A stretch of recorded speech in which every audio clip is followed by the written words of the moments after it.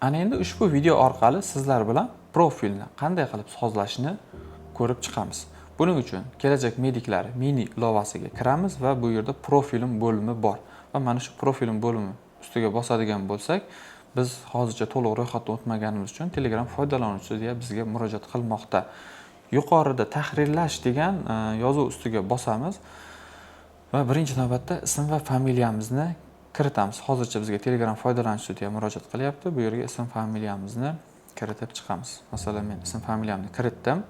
Endi Telegram raqam. Tasdiqlangan Telegram raqami deyilganda mana shu Telegramim ro'yxatdan o'tgan nomer. Ya'ni mana shu Telegramim mana shu nomerga ochilgan. Endi ishlaydigan telefon raqamingiz deyapti. Ba'zan shunaqa holatlar bo'lishi mumkin sizda. Masalan, Telegram raqamingiz bilan telefon nomeringiz biroz farq qilishi mumkin. Masalan, ishlaydigan telefon raqamingiz boshqacha bo'lishi mumkin, qo'lingizda ayni vaqtda ishlatib turgan. Buni boshqa raqam kiritishingiz ham mumkin yoki bir xil bo'lsa, shunchaki o'rnida qoldirsangiz ham bo'ladi. Ana endi o'zimning yashash manzillarimni kiritaman. Bundan maqsad ushbu ilovadan siz kitob buyurtma beradigan bo'lsangiz yoki bo'lmasa reytinglarda to'liq shakllanish uchun sizning o'sha manzilingiz kiritilishi bu maqsadga muvofiq bo'ladi. Birinchi navbatda viloyat tanlayman. Demak, viloyat tanlash tugmasiga bosadigan bo'lsam, o'sha viloyatlarimiz va Toshkent shahri kelib chiqadi. O'zingizga mos bo'lgan, ya'ni o'zingizga mos emas, ya'ni o'zingiz ayni paytda yashab turgan viloyatingizni tanlaysiz. Masalan, Namangan viloyatini tanlasangiz, Namangan viloyatining tumanlari kelib chiqadi. Agarda Samarqand viloyatini tanlasangiz, Samarqand viloyatining tumanlari kelib chiqadi. Masalan, men Qashqadaryo viloyati tanladim va Dehqonobod tumani. Ana endi muassasa turi. Ya'ni siz ta'lim olayotgan ayni vaqtda, ya'ni siz maktabda o'qiyapsizmi, kollejda o'qiyapsizmi yoki maktab, kollejda ishlaysizmi yoki boshqacha bo'lishi mumkin. Masalan, maktab tugmasini bosadigan bo'lsam, ya'ni Dehqonobod tumanini tanlaganman va Dehqonobod tumanidagi maktablar ro'yxati bu yerda kelib chiqadi. Agar litsey kollejda o'qisangiz yoki ishlasangiz, litsey kollejni tanlaysiz va litsey kollejlarning ro'yxati kelib chiqadi.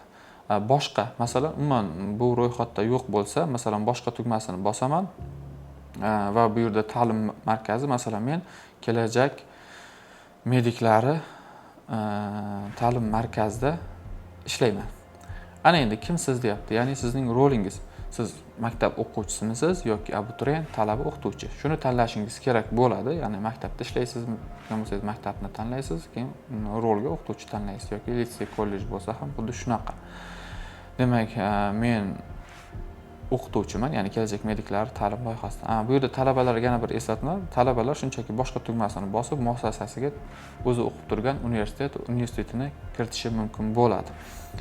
Demak, men rolimni tanladim, barcha ma'lumotlarimni kiritdim. Ana endi bu yerga rasm ham yuklab qo'yishim mumkin. Masalan, shunchaki rasmni telefonimni galereyasiga yuklashim mumkin yoki telefonimni kamerasi orqali hozir rasmga tushib yuklab qo'yishim ham mumkin. Rasm yuklash bu ixtiyoriy, bu o'zingizga bog'liq bo'ladi. Demak, barcha profil ma'lumotlarimni kiritib oldim va saqlash tugmasini bosaman. Demak, menda profil ma'lumotlari to'liq shakllantirildi va mana shu holatda bo'ladi bizning profilimiz sozlamalari. E'tiboringiz uchun rahmat.